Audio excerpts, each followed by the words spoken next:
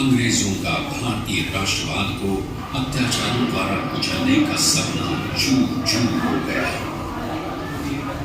अंग्रेजों द्वारा लगाई गई रोक के बावजूद जनसंहार, लोगों पर गोलीबारी और त्योहार को खूनी होली में बदल देने की खबर आसपास के गांव तक पहुंच गई और एक 12 साल के लड़के ने ही ये खबर सुनी।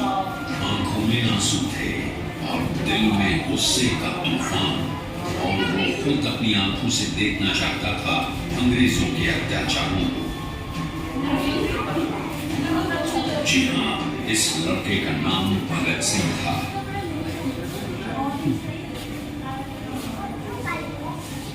वो लड़का जिसका चाचा अजीत सिंह अंग्रेज सरकार को पहले ही चुनौती दे रहा था। इस बालक के राष्ट्रवाद और निश्चय उसको जलियांवाला बाग तक खींच लाया और जो कुछ उसने देखा उसने उसका क्रांतिकारी भविष्य तय कर दिया। इसके साथ ही एक ऐसा क्रांतिकारी